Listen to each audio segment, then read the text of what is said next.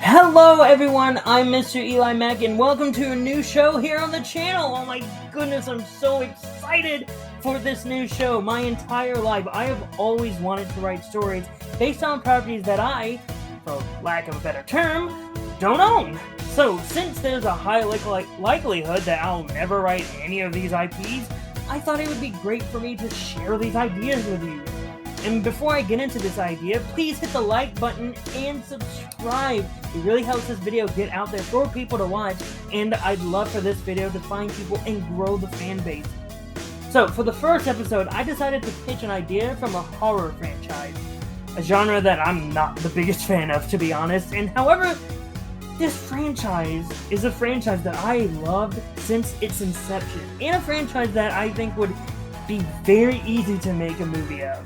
So, here's my pitch for Five Nights at Freddy's, the movie. Now, a few caveats before we start. A few plot points and a few plot elements are inspired by the MatPat videos over at Game Theory.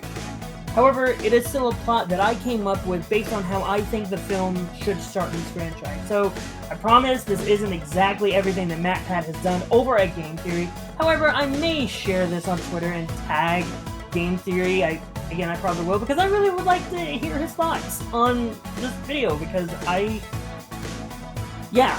lot of this is based off of his theory. So, without any further ado, let's get into the pitch. So, we open on a security guard recording a message on a phone. He's trying to rush through the phone call. You know, like we see a clock that says 5:55 a.m. Time is running out. Both doors are closed, and the security guard's looking at the window, and he sees a silhouette of a fox banging on the door, and he says, "Hey, do me a favor. Maybe sometime you could check inside those suits in the back room. I'm gonna try to hold out until someone checks. Maybe it won't be so bad." I always wondered what was in all those empty heads. He looks at the clock. It's 5:58 a.m. He's almost home free, but the power goes out. The doors open, the lights are out. Back there, you know. Oh no. Cut to black. We get the title, Five Nights at Freddy. We fade back to Mike Schmidt, sitting on his couch watching some TV. And he's eating a bowl of cereal and looking through the newspaper, and the year on the paper says 1993. Very specific reason why it says 1993. And it's letting us know a definitive time for this series, or at least for this movie. And Mike, he's down on his luck. He's looking for a job after getting fired from his corporate job, and he's in a relationship and wants to provide for his very successful girlfriend. Oh, and she comes by and asks if there's any progress, and he's only mentions that the pizzeria, which is about to close down, is hiring a security guard. He even shows the little ad to her, and it's going to be a short gig, but she encourages him to apply for the job, and it's better than nothing. And after pushing back, he finally acquiesces and decides to apply for the job. The next day, he has a meeting with the manager of Freddy Fazbear's Pizza. Mike meets with the manager of the pizzeria, and the manager gives Mike a quick tour of the pizzeria and shows Mike the closed stage area that contains the animatronic Foxy. And he tells Mike that, hey, don't worry about Foxy. We're just going to be just getting fixed, and then we're going to bring him out to the pound. Well, pound for lack of a better term, like where we're putting all the animatronics. And the manager takes Mike to the main stage where Bonnie, Chica, and Freddy stand. And after getting fully hired, Mike is told that his first day will be that upcoming Monday, and it will be the last week that Freddy's is open. So that next Monday comes around, and Mike greets the people in, like, "Oh, hey, how you doing?" And people are leaving, and he's saying, "Oh, hi, how you doing?" And before his shift begins, he speaks with the daytime security guard. And he asks how easy the job is. Like, he's, just trying to get a feel. Like, "Oh, hey, like, is it going to be easy and all?" The daytime security guard just stays quiet and just quickly bolts out of there. Mike just scoffs, and he gets to his post in the security room, and he just sits back and gets ready, gets the cameras ready, gets the doors ready, and then he notices a tape recorder with a cassette tape. He's like, "All right," and he takes the recorder, takes the tape, puts it in, press play. Then it's the phone guy from the very beginning of the movie. He does this introductory message saying like, hey, here's that the animatronics are quirky and you know they're going to be roaming around, so you don't have to worry about it. But when Mike hears that they're going to be quirky and roaming around, he sort of perks up and he's like, what? What are you talking about, quirky? And after the full message plays, Mike hears a noise. Turns on his flashlight and looks out the hallway. Doesn't see anything when checks the cameras. He notices that Bonnie is no longer on the stage. He looks around on the camera and he sees that Bonnie is on the main dining area. And during this period, we have a traditional night one of the game of Five Nights at Freddy's, which is just like look at the camera, see where the animatronics are, and then go around, turn on the lights, open the door, close the doors. You know, traditional night. If you've played the original Five Nights at Freddy's, you know how the game goes. And then the main character is trying to keep the doors closed, trying to keep an eye out on the animatronics before it's 6 a.m. hits. But once 6 a.m. hits, both Bonnie and Chica, who is also the other animatronic that's going to be roaming the halls, goes back to the stage and freezes in place. Mike slowly walks out of the security office and checks to see if everything is safe. Looks around. He slowly walks up to the stage and checks on the animatronics. Behind him, he hears the manager unlocking the door. The manager sees Mike staring at the stage. Mike walks up to the manager and asks if they knew that the animatronics did that at night. The manager's like, "What are you talking about? What do you mean?" It's like Mike's like, "Well, they walk around. They roam around the pizzeria. Did you know that?" And the manager's like, "I have no idea what you're talking about."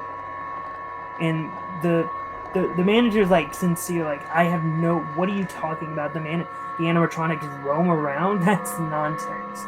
You must be. You're sounding a little crazy, Mike, on your first night. It's not a good look." And Mike just rubs his eyes and nods, and he gets ready to leave. Cut to Mike's apartment, and he's sitting on the couch thinking about the night prior. And his girlfriend visits and asks how the night went. Like, how was it? And he starts describing how strange it was. You know, like talks about how the animatronics came to life and how it seemed like they were trying to attack him. And she's like, "You gotta be joking! Come on, Mike. You're crazy. It must be the late hours. Like you might have been tired. You're not used to staying up that late, and you just need to get some sleep." And Mike's like, "Okay, I'll get some sleep." And he lays down. He tries to get some sleep, but he's still thinking about that night. So we get to the next night, night 2, and he's back at Freddy's, and he's keeping his eyes on the stage crew. And by the stage crew, I mean like Freddy, Chica, Bonnie. He just keeps an eye out on them. But as he's passing by them, he doesn't see this, but as he's passing by, Freddy's eyes just following Mike the entire time. So something's happening with Freddy. Freddy's definitely alive, just can't fully move yet. And in the locker room, Mike sees the day security guard again, and he tries to talk to them, but the day guard just leaves again. And again, Mike is like, "Why won't you talk? Come on, I need assistance, but you're not helping," whatever. So we're back in the security office, and he starts playing the second concept tape that's labeled Night 2. And he starts mentioning, and the phone guy starts mentioning how aggressive Foxy is during the night. And Mike is confused because Foxy didn't do anything on night 1, so he's like, "I have no idea what you're talking about." But the security guard's still going like, "Yeah, Foxy gets a little crazy, gets a little like, and all that, so just as normal." Foxy turns on the camera near Foxy, and he notices that Foxy's like peeking out, like the curtain's open, Foxy's just like staring at the camera like, "Hello?" And the camera just flickers. And Foxy's gone.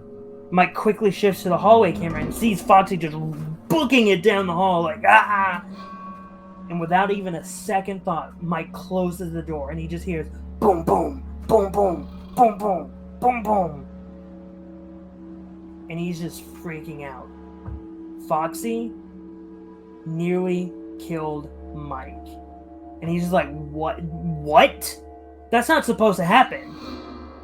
So the entire night 2 that is, he's trying to keep himself safe from not just Bonnie and Chica, but also Foxy.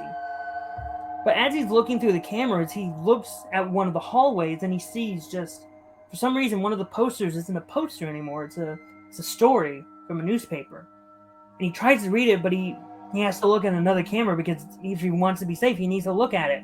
So he looks at another camera, but then he goes back to the camera that had the news story and just, story's gone. It's back to being a regular poster. And he's like confused, like, what? That's weird. And so after the night is done, he goes back to where the security footage is all kept, like those VHSs. But anyway, he goes back, gets one of those tapes out, and he goes back to his apartment. And he pops in the tape, and he starts watching over the security footage, and he pauses on the article. He reads over the article and learns about two missing kids. Or he learns about two kids missing after a man, dressed as a member of the Fazbear crew, lured them to the back. Though the man was captured, the kids were never found. He leans back in the chair, not realizing about the pizzeria's dark history. He didn't know all that happened. And so back at work on night 3, Mike starts asking the manager about what happened to the kids, but the manager acts oblivious. They don't have an idea of what Mike is talking about. Mike looks over to the day guard and they quickly leave the building. And so before his shift begins, he plans to find more articles, if there are any more. So that night he continues to survive and he finds 3 more articles. However, at 5:59 a.m., the power goes off. Just darkness. The doors open, lights are off. He hears the other animatronics go back to their stations. And he just walks all the way back, sits down, and just waits. Doom, doom, da, doom, da, doom. The music starts chiming in from the beginning of the movie, and he sees those flashing lights. And he notices, that's Freddy. Freddy is at the door. And Mike is just thinking to himself, this is it. I'm about to die. And suddenly, as he is staring at Freddy Fazbear, he hears the alarm clock. Bam, bam, bam. 6 a.m. has just hit, and Freddy stops. And he walks back to the stage. And Mike just watches. Stares down Freddy. But Freddy's not looking at him. You only see the back of Freddy. And Freddy just walks back to the stage. And that's when Mike realizes, oh my god, I nearly died. I need to conserve my power. And that's basically night 3. However, Mike, back at his apartment, takes the tape from the prior night and he watches it. He reads over the articles. And he slowly begins to learn about the history of why the pizzeria is closing down. The disappearances of the 5 kids, and learning about the man that did this. Mike goes to his computer and does more research on the disappearances of the 5 kids, and he discovers the history of Fredbear Diner, and the history of the abductor known only as the Purple Guy. And he tries to learn the Purple Guy's name, however, it has always been a mystery. No one was ever able to find out who the Purple Guy was. And now, back on night 4, Mike meets with the manager about everything that he learned, and the manager continues to be confused. Like, what are you talking about? Like, Mike, you're going into conspiracy theory territory, and I don't agree with this. You're lucky that you're only working for 5 days, otherwise I would have fired you. And I can't, because I can't find anyone else that is willing to do your job. So just stop. And the manager leaves, and Mike sees the day guard. And as the day guard is trying to leave, Mike is finally able to corner them. He's like, no, look, you're going to give me some answers. I need answers. And the day guard finally speaks up, and he reveals everything that happened, and even mentions that the animatronics acted this way in 1987. Acted like would walk around, roam, like this isn't a new thing. And so the day guard describes that the animatronics are possessed and trying to find the person that did this to him. However, they won't be able to. And Mike asks why, and the day guard simply says that the person that killed the kids died years ago. And Mike asks why the manager doesn't know anything, and the day guard says, well, they do. They just can't talk about it. You know, court stuff, legal stuff. And with that information, Mike communicates, he's flipping through the cameras, and he notices a golden Freddy on the poster. That's new. He like a golden Freddy? That is not a golden Freddy here. And when he exits the camera, he sees a golden Freddy animatronic sitting in the security room. And Mike screams and he looks away to hide. He tries to go back to the cameras and he turned back and trying to look. And when he goes back, the animatronic is gone. What was that? Was that in his head? Like, what just happened? And then he hears the voice of the animatronics, all of them, in the building. It's me. It's me. It's me. It's me. It's me. It's me. It's me. It's me. It's me. It's me. It's me. It's me. It's me. And after surviving night 4, he leaves. But before he leaves, he stares up at Freddy. Mike moves closer. I'm not the guy you're looking for. That man is gone. You have to move on. But before the manager can open the door, Freddy looks down at Mike. No. He's still here. We just haven't found him yet. But we will. Mike backs away, afraid. Back at the apartment, Mike decides to look deeper into the history of Fredbear Diner, and he learns about the owners, Henry Emily and William Afton. And he doesn't learn much about Henry Emily, but he learns that William Afton worked there. And not only as an owner, but as someone that used to wear a suit version of the animatronics. Like, there was a golden Freddy costume, and then there was a golden Bonnie costume. And William Afton was one of the people that wore one of the costumes. And he learned that Henry had a daughter named Charlotte that went missing. And he learned that Afton's daughter was killed by an animatronic. However, any other history or any other information that he could find, it stopped after 1982. In knowing that he must survive one last night, Mike decides, look, I need to fight back. And he does. And he carries a bag with him to work, and he meets with a day guard. Mike tells the day guard that since the place is officially closing tomorrow, no one's going to care what happens to the animatronics. And the day guard says the owners plan to take them to a facility to dismantle them. And Mike says that, no, don't worry, I have a better solution. And as the day guard leaves, Mike meets with the manager and tells him everything. And the manager still feigns ignorance, and the manager hints that they know more. They tell Mike good luck, and they leave. And Mike starts setting traps everywhere for the animatronics. This is basically Home Alone 5 Nights at Freddy's edition, where Mike starts setting up traps and being like, all right, you want to try to kill me? Go ahead. I got stuff planned for you. And that night, Mike is on the offensive, ready to fight off against all the animatronics. Bonnie and Chica set off multiple traps, getting destroyed in the process. Foxy tries the sprint attack, but sets off his trap, exiting Pirate Cove. He's destroyed, and all that's left is Freddy. And Freddy finally speaks to Mike again. I know what you're doing. It won't work. We're going to find him. We're getting our revenge. And Mike exits the security office. And Freddy doesn't immediately attack him. They meet in the dining area. And Mike asks what revenge. And Freddy explains that they are the children. They're the ones that were killed. They need to find the killer. And Mike explains that the killer is dead. And Freddy just says no. He's never gone. He always comes back. And Freddy tries to attack Mike, but Mike is able to fight Freddy off. He's got like a lead pipe or something, maybe even a crowbar. I don't know yet, but he starts fighting Freddy off. And as the time starts to tick closer and closer to 6 a.m., Freddy reveals that Cassidy won't be happy. Cassidy won't be happy if we don't find him. And Mike asks, who's Cassidy? And Freddy just doesn't remember. Freddy looks around and asks where he is. Like, where am I? Where am I? I don't know. Where's my mom? Where's my dad? I don't know where I am.